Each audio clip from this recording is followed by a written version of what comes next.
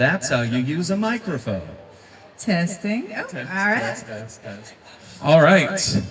Hello, everyone. My name is Anthony Badalana. I am RetroGameCon's resident moderator, and today I will be presenting our guests. I'm standing just so you can see me. You're going to be deprived of me the rest of the time. I'm sorry. It's just how it goes.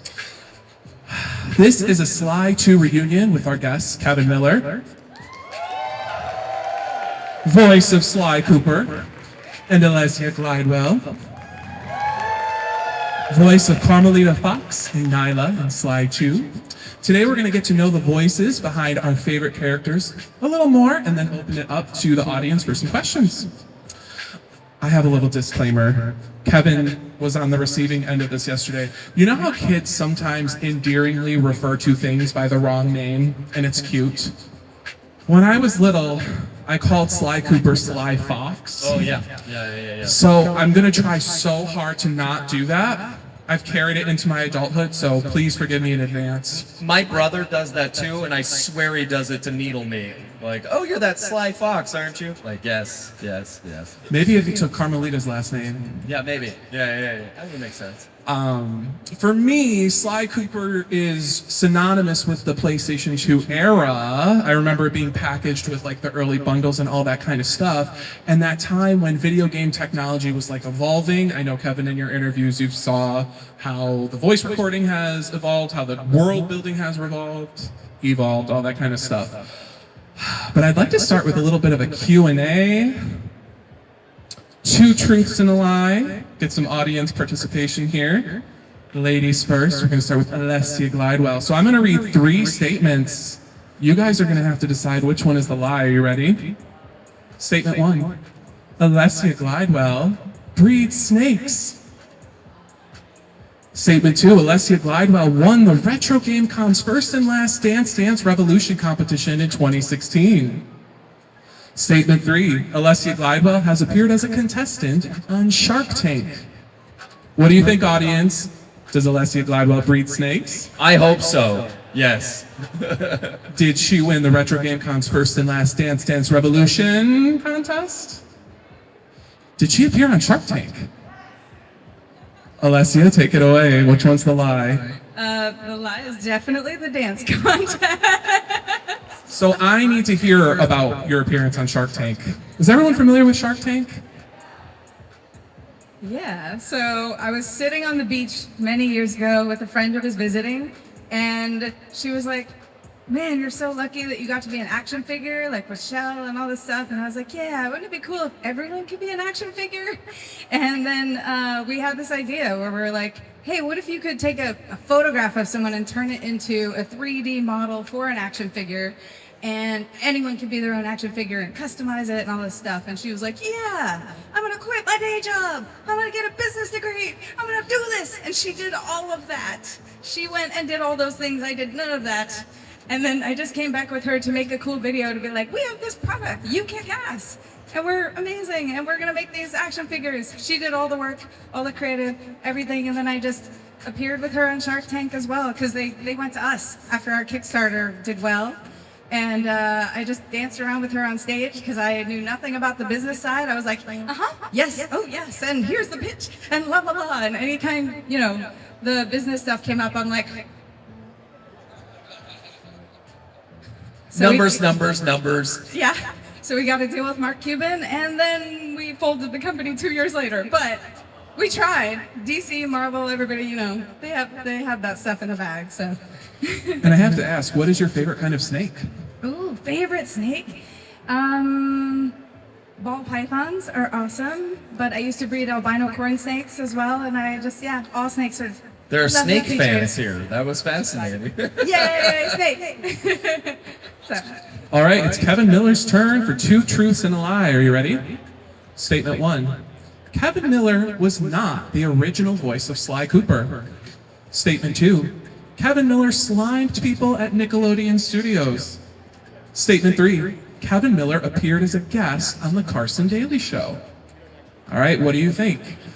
Was Kevin Miller not the original voice of Sly Cooper? Applause, applause, applause. Do you think that's the lie? Is that what we're asking? Okay, if it's a lie, applaud if you think that's a lie. Okay. Okay, Kevin Miller slimed people at Nickelodeon Studios. 90s That's the babies. lie. Do you remember this? Okay, Kevin Miller appeared as a guest on the Carson Daly Show. That's good. So what's the IMDb So with that? if none of you went on IMDb to look, I am credited as being on the Carson Daly Show, but it's still a lie. For some reason, IMDb will not scrub that credit from the thing. So if you scroll all the way down to the bottom, it says self, and I am still there as being on the Carson Daly Show. And I've never been there, so you didn't fall for it. But IMDb did, so. You guys did good. Good job. Smarter than the internet. I do need you, Kevin, to tell us the story of how you were cast as Sly Cooper, because it's a little hilarious in the way that you tell the story. Yeah, so it sounds like you know that there was a Sly before me. And so they had done that for, I believe, for the demo. And some of the team didn't like that direction that it was going. And they had chosen someone else to be Sly. But the team, the part of the team that had cast that guy to be Sly did not like their choice either. So there was a lot of contention of which person to choose. So everybody went to their second favorite choice, and that was me. I was the compromise between the two. So if there's like a Venn diagram, it's mostly me in the middle. That's it. Now, Kevin, you said that 50 guys went out for the role of Sly Cooper? Oh, yeah, easily. What do you think a turnout for a lead in a voice role for a video game would have? What kind of turnout would it have today? I mean, it depends on the project, but we have access to the internet, and with anybody anywhere with a microphone and a computer can audition. I mean, it could be 5,000. I saw a posting by a studio said they were interested in voices. Being a professional voice actor, I wrote them directly and said, hey, I'm interested in your part. They said, thank you so much. We're not accepting any more submissions. We made the mistake of putting it online, and we received 1,000 submissions for this one part. No one can listen to 1,000 submissions, and I'm sure they turned off another 1,000 or so that would have come in after that. So, infinite. And you have some experience behind the scenes as well. Yeah, I'm doing it right now. Isn't this behind the scenes? Absolutely. Alesia Glidewell, what do you remember about the auditioning process for some of your early roles? Oh man, I remember digging into the characters and just trying out different voices at home, and figuring out my own little catchphrase or anything that could help me get into a certain accent or a certain voice, and then just going for it. So yeah. And what would be your modern approach to voicing two characters in the same project if you got the opportunity again? Tapping into my schizophrenia. No, let's see. Sorry. Okay, so I would do the signature, a catchphrase or something that helps me get back and forth between the two. I think that helps a lot. So I would maybe give it a signature catchphrase between the two that bounces But when back we and did forth. Sly 2, you were able to jump between the two characters without using a catchphrase. So you would literally have a conversation with yourself. And I remember being like, I don't know how she's doing that, because an accent is easy to stick onto other characters or lose it, and you didn't. It was always very impressive. Thank you so much. I appreciate it. I do talk to myself a lot. And back at that time, I would talk to myself in a lot more manic voices than I do these days. So maybe that helped. I don't know. So you really are two people, is what you're saying. Yes. Yeah, there you go. And this is a big deal, folks, because the two of you, is this your first con appearance together? First con together, yeah. Can we get some noise? RetroGameCon. Yeah. So Kevin, when you're voicing such an iconic character for so many years, did you influence Sly Cooper the character, or in what ways has Sly Cooper influenced you? Oh, well, I mean, if by influence you mean bring a performance, absolutely. I didn't get to do any writing on it. People often ask, did you improvise anything?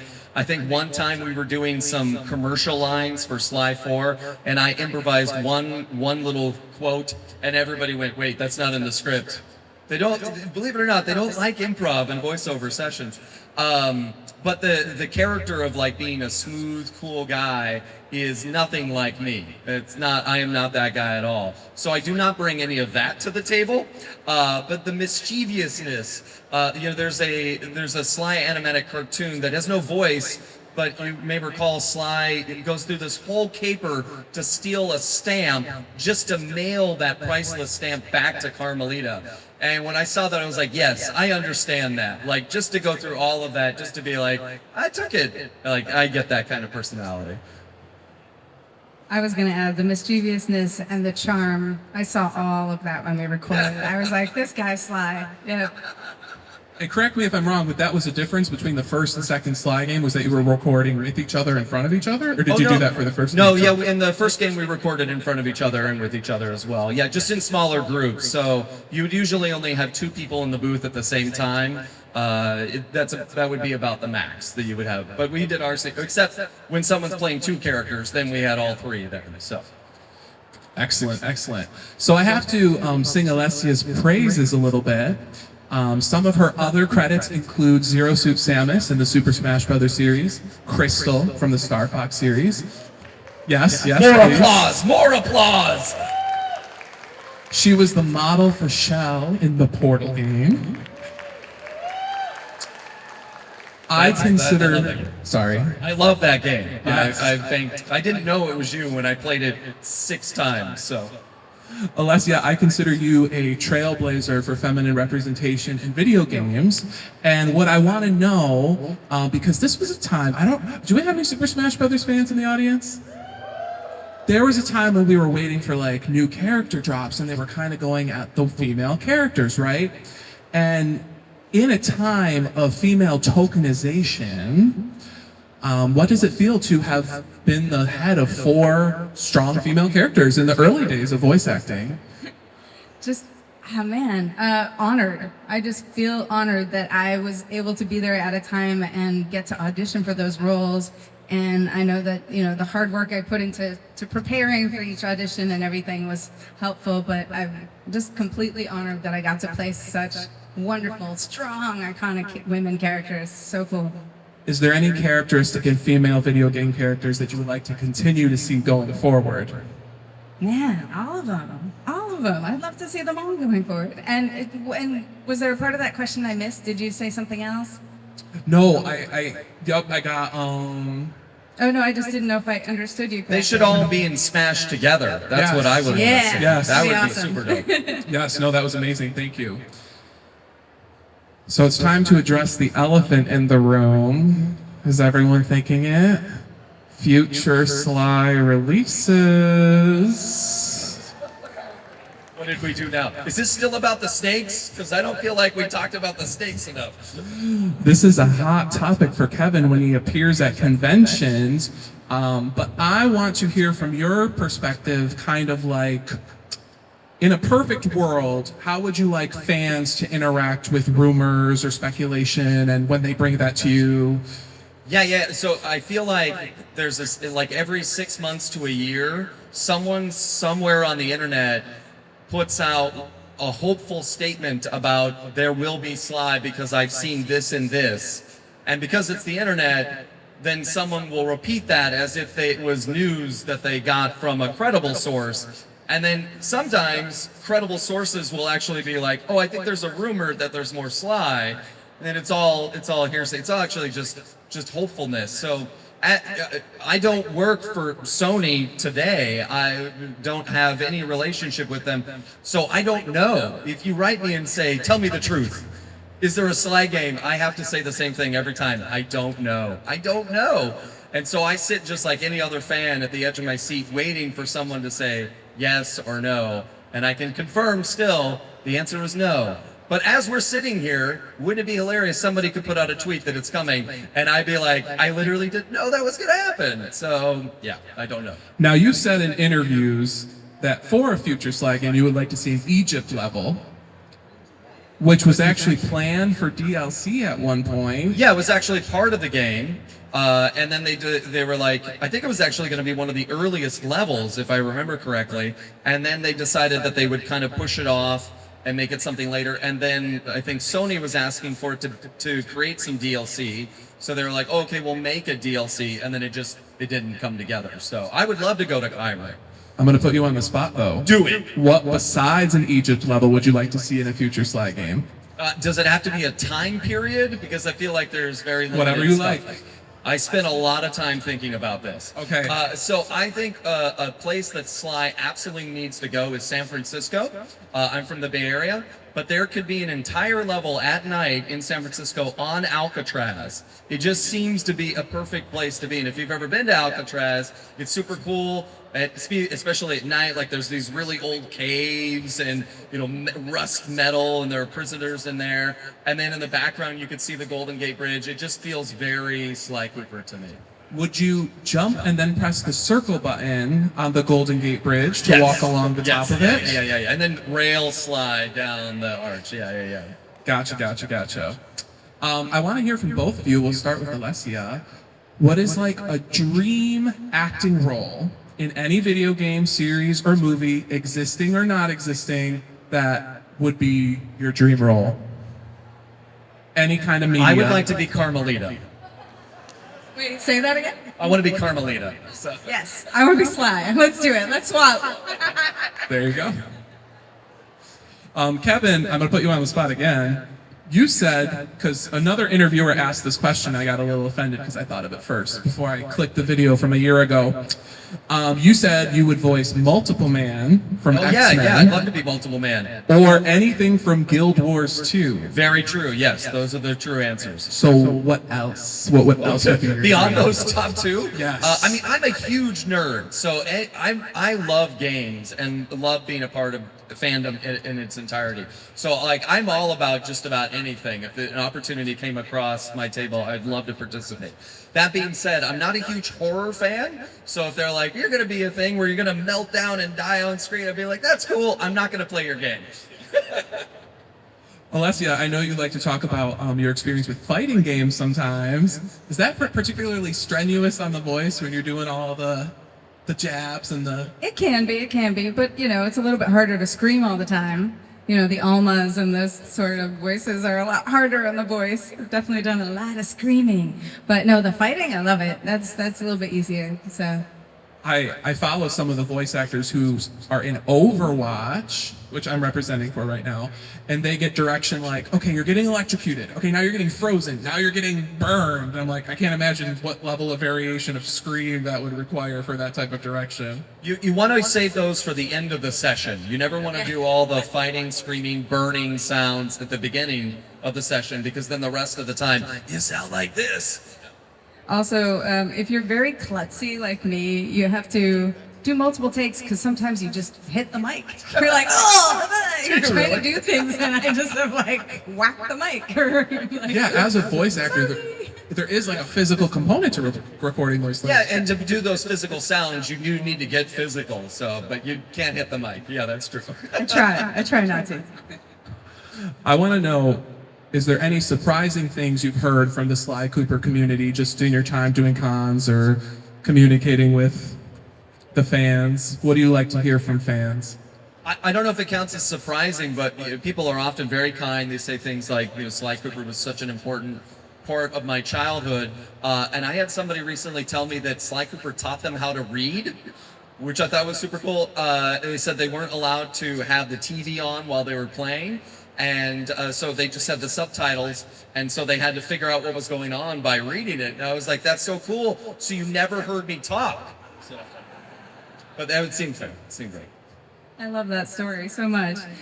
Just all the wonderful stories from so many people who've grown up with this game. Just wonderful. I want to hear about some of your past, lesser-known projects that you're very fond of. I think they're all big hits, right? Are they? Yeah, right? What do you mean by lesser known? Yeah. Everyone knows Sly Cooper. I had a blast. I did all the motion capture for this Matrix online game, and I played every female character. So if you go to the nightclub scene, every person dancing in that room is me dancing in a different, weird way. That was really fun. That's cool. Yeah. I was in a game called Magic Pin Gel. It was very cool. If I'm remembering right, it was early like PS2 stuff, and so you draw a character on the screen, and then it would come to life in 3D. So like I drew Invader Zim with his backpack, and then that became like a Pokemon that you fight with. But in that game, they asked that like the character dies at the end, and they wanted me to scream, I think, for 15 seconds solid. And I was like, I don't think I can do that because the animation needed to go on for something. And so we tried, and then by the end I'm like, no, I can't do it. So they just ended up looping it. Very cool. The last question I have for both of you before we open it up to some fan questions is, what are you working on now, and where can fans find you? Who Want wants me to go? start? Okay. I have a current project coming out called Spookaboo. It's available. There's a demo out on Steam. You can check it out there. It's planned to be released on all the major consoles. It's a mashup of Overcooked and Luigi's Mansion. So it's a couch co-op or online co-op. You go around and take out ghosts and stuff and move through levels, but not as stressful as Overcooked, but definitely like you work together, and it's a ton of fun. So Spookaboo, like Peekaboo, but with spook. Yeah, and I'm at thekevinmiller.com. All my socials are there. I built the website myself. Please be impressed by all my coding abilities. Thank you very much. That's awesome. I'm more behind the scenes right now. So, and I've been directing a lot of pieces for the Toymation YouTube channel. So I'm playing a lot right now with Ninja Turtles and SpongeBob and the upcoming Paw Patrol Dino movie stuff, and having a blast with that. So that and the commercial world. So Socials, website? yes, Snack Buddy is my Instagram. I use Instagram more than other things. My website is really a directing website, glidewell.com, very serious. Yeah, that's it. I'm not on a lot of socials. So, we're going to have someone come around with a microphone. I'm going to stand for this so I can see all of your beautiful faces. Does anyone have a fan question they'd like to ask with their hand raised? I saw a red lanyard, blue shirt up first.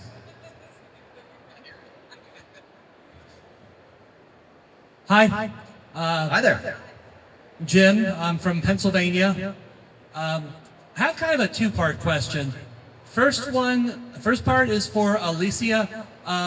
What do you headcanon Neyla's fate at the end of Sly 2 to be? Do you think she died, or do you think she ended up living but was like left horribly mangled?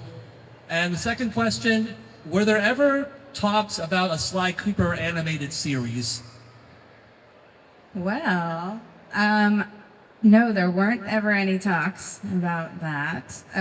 What I happened think she to your lived. character at the end of Sly 2? Yeah, I know. I think she lived. I don't know. That's what I think. But that's all I have to say about that. Kevin? Also, my name is Alesia. I just wanted to correct you. It's a Z sound, so I go by Z. So feel free to call me Z.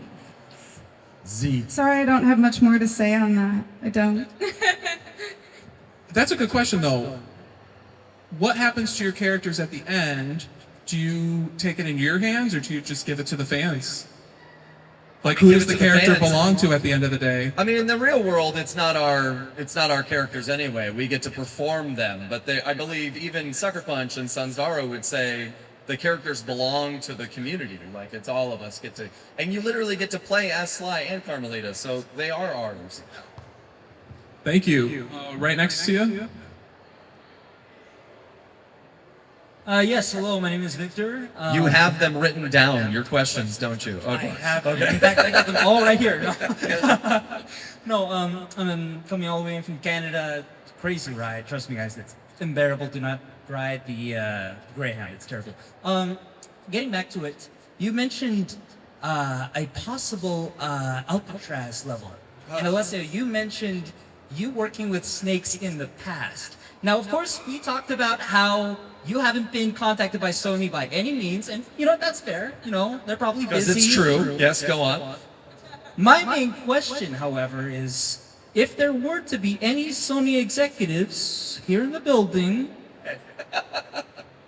just asking, question-wise, do you genuinely believe that, you want to hold on, just for dramatic effect, I apologize.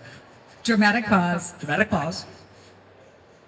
Do you see yourself working possibly with Z to not only possibly make another Sly game, But if given the opportunity, would you continue it forward into another generation if you were given the opportunity?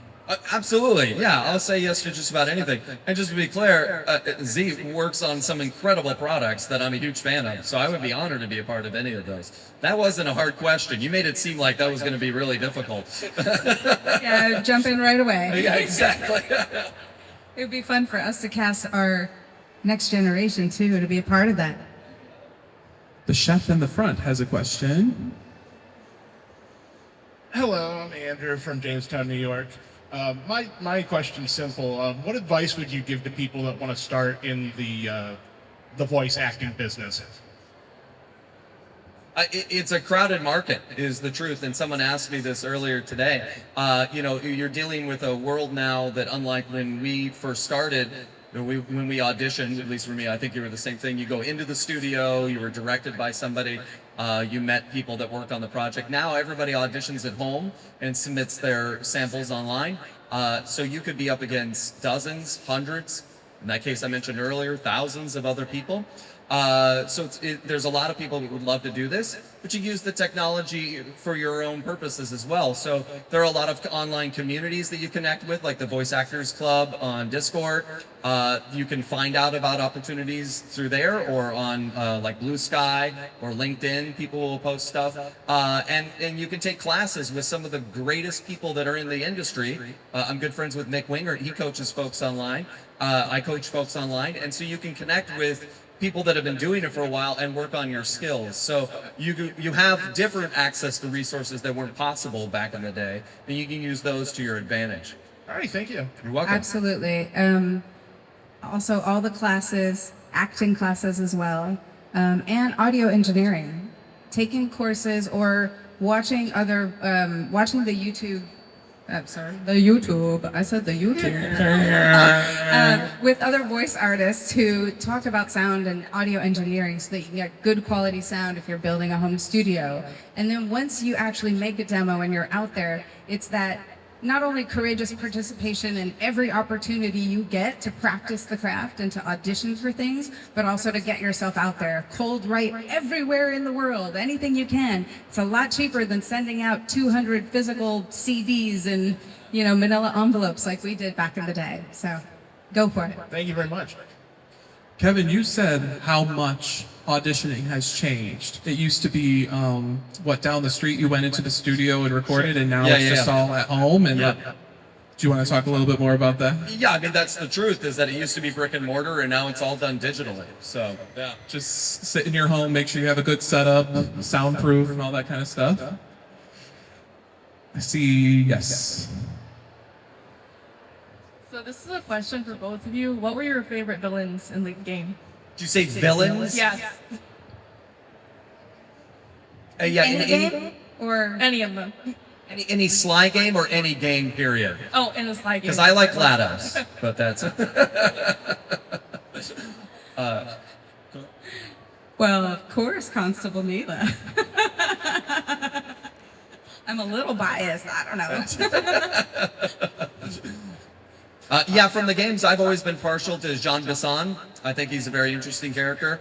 I like the thing that Sly says about how in his day he'd be a hero, but today he's a monster. That always kind of captures my imagination about, like, different times kind of change things. And you have to adjust, or you're considered a villain in the Sly game. So I've heard Sly described as an anti-hero. that's probably true. I think Taylor would agree. I got that reference. Holding the blue camera.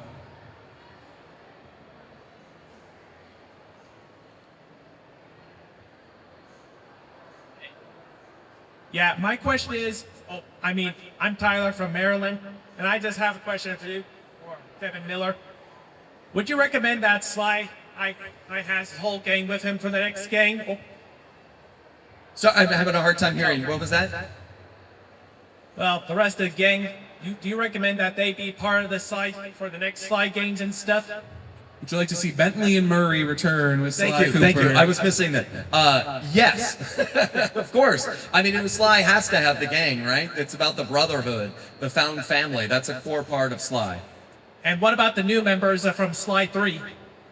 Yeah, I think they're like guest stars, I would imagine. Just like we saw in Thieves in Time, like Dimitri's out there, but not there. Panda King's doing his own thing, Guru's doing their own thing. I would see them as like guest stars. They would show up for missions, or maybe not, that kind of thing. Do you see any of any of those new 3 possibly being a permanent addition? Maybe. As not the writer, I don't get to make the choices, but I kind of believe the Cooper gang is so open that they let anybody have a seat at the table. I mean, for goodness sakes, they let Panda King on the team, even though he killed his dad. So, like, they have a very low bar for admittance into the Cooper gang. So I guess Penelope still has a chance too? Penelope still has a chance. There's always room for a redemption arc in the Cooper gang. That's awesome. Thank you. In the front. Hi, my name is Christina from New York. Is it too close? Okay. I think it's your headset. Okay, so my question is, Kevin, on Instagram, you're quite the hobbyist and the artist. If you weren't the talent for the Sly games, what role would you like to play behind the scenes in a game studio? In any game studio, I mean, I'm not a decent artist, but I remember being in the studio when they were making the second Sly game and watching one of the artists draw. I mean, at the time, digital pens were not, now we all have them on our iPads, but I was watching him draw and make Sly come to life in real time, and I felt this surge of jealousy of like, that's so cool. So that would be super cool, but I don't have those kind of chops, so I'll stick to talking. It's easier. We got a question right here. Hello, thank you so much for coming. Thanks. This is maybe less of a question, but if you'd be willing to, could you do some, like a quick scene of improv of maybe like Sly, Constable Neyla, and Carmelita in a portal room, like one of those mazes, and they're like figuring it out or arguing? Maybe there's snakes in there somehow. I really appreciate that question. No. Okay, alright. Ooh, where'd our guy go? Oh, right there. Right behind. Hey, you guys. Sly fan since 2005. You being here was a total dream come true. Thank you again. My question is, it's kind of a mini two-parter. Z, do you believe Carmelita or Neyla would ever own a snake when they're not doing their own thing? And would the two of you, if you had the chance to talk to your characters, what would you have conversate about? I'm having a hard time understanding you. Can you repeat the question about the snake? Yes, like would Carmelita or Neyla ever own a snake, do you think? Would Carmelita or Neyla own a snake? Yes, and would you two talk to your characters, what would you talk about? If I could talk to them. Oh man, gosh. Neyla would definitely own a snake. I mean, come on. Yes, it would be her best buddy on the side that she talks to when she talks to herself, but not herself. Oh, look at that. Oh my goodness. Yeah. What is Neyla? What is she? What animal is she? You don't know. No, I know this. I'm so embarrassed. I don't know. She is some sort of wombat. I know she's an Indian tiger, I think. Is she a tiger? I don't know. Okay, I thought you guys were going to shout it out. I don't know what it is. No. I know it says in the game. A leper? We'll go with that. I'll believe it. I feel like you know. I saw my friend at the pinball machine had a question. Do you still have a question, sir? No, he's just calling next on the pinball machine. Bengal tiger. Bengal tiger. Bengal tiger. A purple Bengal tiger. Refreshing my memory, you guys. I'm gonna have to go play the game before the next con. I'm stoked. Is there a particular quote that troubled you while in the booth that haunts you to this day? I didn't hear it. Hard to say thing is what you're saying? A quote that you just had trouble saying in the moment? Yeah, somebody asked that earlier, and for me, in the first game, it was perilous Welsh triangle, which is how he describes. Try to say it. Say it right now to yourself. Perilous Welsh triangle. There are a couple sounds that we don't normally put together there in English, and they were very difficult. And it was the first session, I think on the first day, and it was this monologue, and I remember just having, and I'm just a kid, it's my first biggest game ever, and I have like sweat running down my face going, Perilous Welsh Triangle. I think even Thievis Raccoonus. Thievis Raccoonus, that's easy. That rhymes. I do remember that there were a few words at the end of sentences that I would like slip out of the accent and be like, no, please let me do it. And I just had to do them over and over. I don't know why. It was like the ends of sentences. Other questions? In the yellow shirt over here.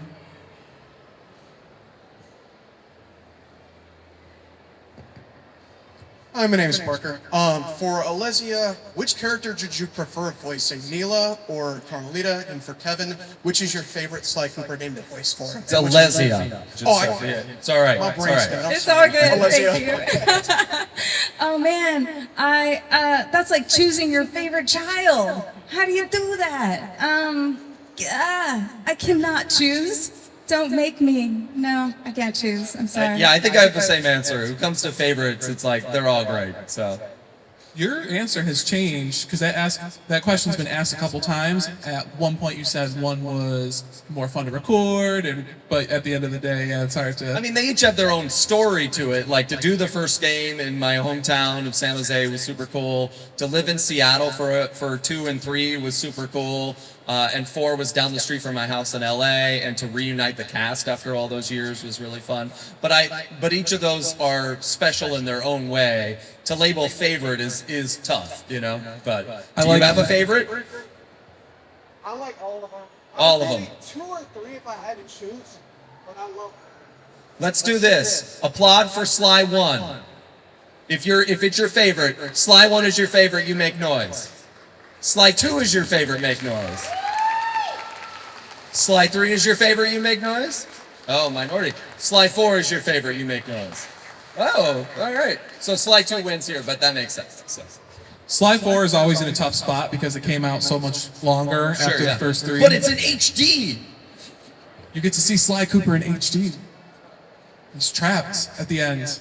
What'll happen next? We have a question in the back.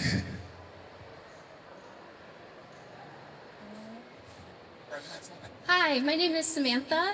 Sly Cooper was the first game I ever played, and it got me into video games for life, so thank you so much for everything you've done. If you can't pick a favorite game out of the series, is there a moment, a scene, a scenario from any of the levels that really sticks with you to this day? This is for both of you. Do you have anything? Yeah. So I get that question sometimes, and the thing that sticks out to me now, looking back, is in Sly 3, when Sly is going on and on about that guy's mom's pasta sauce. And it was funny because it wasn't until I started signing autographs and people wanted me to write buried in your mom's pasta sauce. And I was like, that's a weird choice. Because at the time, I felt like it was a joke without a punchline. I kept expecting there to be a mission where we were going to steal the pasta sauce or see him bathing in pasta sauce or something. And it wasn't. And so I kind of thought, like, this is a weird thing. But it resonated with so many people that I look back and I'm like, oh, maybe I get it now. Like, that's some good pasta sauce. For me, it's the tango scene, that push-pull. It's just so much fun. Okay, another question in the back. Blue hats, right in front of you. Hi, Nick from Syracuse, New York. I was just wondering, what did it feel like when you knew you had a hit with either game, or even if it's not from this franchise? What did it feel like when you got a hit? Like, so sometimes it takes a while to know that you have a hit, right? I have a hit. Oh, yes. Yeah. I was hearing you get hit by Sly Cooper. I was like, what? What happened? Because you go in, you record something, but you don't realize sometimes until years and years later. So what does that feel like when it finally gets recognized? I mean, it wasn't until I did my first con like last year that it really hit me. People coming up and actually speaking to me about it just made me want to cry. I was like, oh my God, I had no idea that this thing I did 22 years ago would resonate with so many people. And it was so exciting. Yeah, I mean, when we did the first game, it was really exciting. And then to get the call 2 years later and say you're doing it again, you're like, oh, okay, so this game did well. and then we flew up to Seattle, did it, and then did a third one immediately afterwards. It was kind of clear that we were dealing with something that was a franchise at that point. But I think, much like you, I did not realize, I knew that kids were playing it, and at the time I was working for Nickelodeon, so I was meeting kids a lot and doing other things. But I didn't register that the kids would grow up eventually and want to come to cons and see us talk about it. That's the part that I had no context for at all. So it's a big honor to be included and invited to these sort of things, and to chew on something that we did 22 years ago, and that you all still care and love. It's fantastic. So yeah. We have time for a couple more questions. We have to hear from Sly Cooper. That's him. He's here. He's here, guys. So happy to see you guys. I'm a huge fan of the Sly series ever since I was a kid. Really? You like it a little? Like just a little bit. Just a little. He wears bit. that on Monday. This is just my Sunday best. If you guys had to choose, what would you say was your favorite line to record for each of your characters from any of the Sly games? Perilous Welsh Triangle. Once you master it, you're like, that's amazing, I did it. It's not wow, easy. that is really hard. See, Sly? You didn't try it when I said try it. It's not easy to say. I don't know why, but for some reason, it always stood out in my mind, this one line that Neyla says, "I'm not as black and white as Carmelita." And I just liked how she like compared herself to Carmelita. It was like, yeah. Oh my gosh, Neyla's here. Another question? Over on this side, we got to give some love.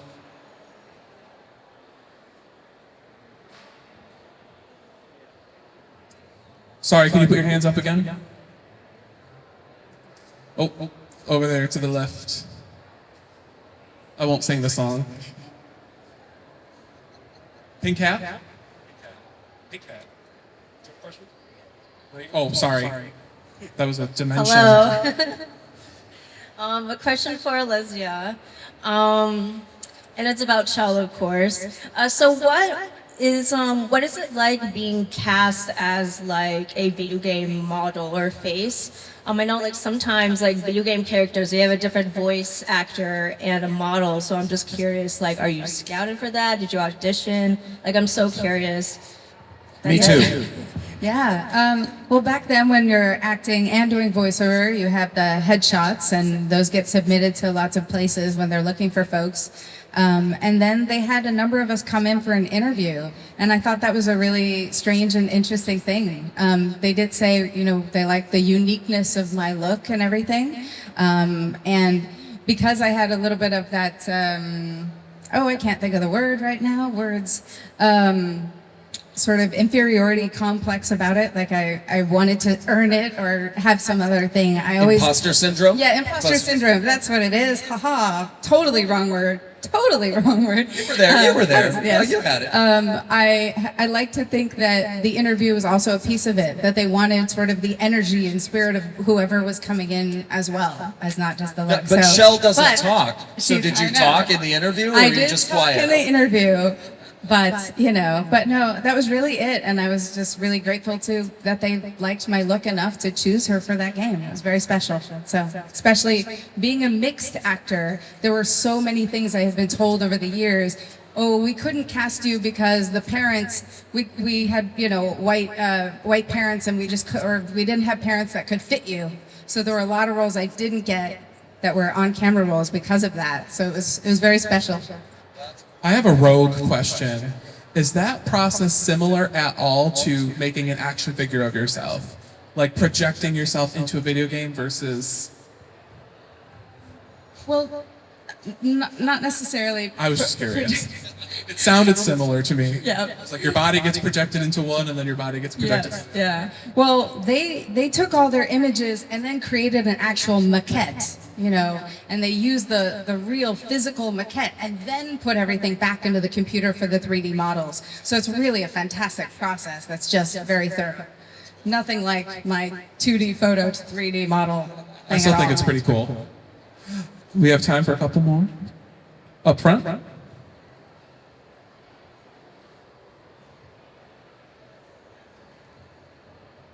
Hello, my name is Emmanuel. I'm from Brooklyn. It's that front row. See if I stuff back a bit. All right. There's a question for Alesia. So I'm gonna try not to ramble too much, but Can you speak a little louder? All right. So my name is Emmanuel. I'm from Brooklyn. Question for Alesia. As someone who grew up as a Dominican, not seeing a lot of like positive representation for Latinos in any sort of like media, hearing your take on Carmelita was really refreshing because I could tell that she was a Latina, but she wasn't like an overdone Latina. So my question is, how do you feel about the other actors' takes on Carmelita? Not to ruffle any feathers. If you don't want to answer this, that's totally fine, but just curious. No, I think each one of us is unique in our own way and brings something really special to Carmelita. And, you know, they chose a lot of us with different backgrounds and ethnicities, right? There's one who comes from a Cuban background, and I have the Brazilian and mixed background. So yeah, no comparison. So. Thank you so much. Also, perilous Welsh triangle. It's not easy. It's not easy. Perilous Welsh what? Triangle. Triangle. Try it again. Do it again. Perilous Welsh triangle. It's the triangle that'll get you. We'll do one more question if anyone has one. Going once. We did it. We answered everything. Yeah! Yay! You guys are awesome. Thank All you. right. I see someone pointing. I got news for you guys. These guys are here until 3 p.m. So if you need signatures, if you have any other questions, please hit them up at their tables. Kevin Miller, Alesia Glidewell, thank you so much for joining us. Thanks for having us. Let's get some Thank applause. you guys so much. It's been so nice meeting all of you. Thank you, Retro. Yeah. Thank you, RetroGameCon.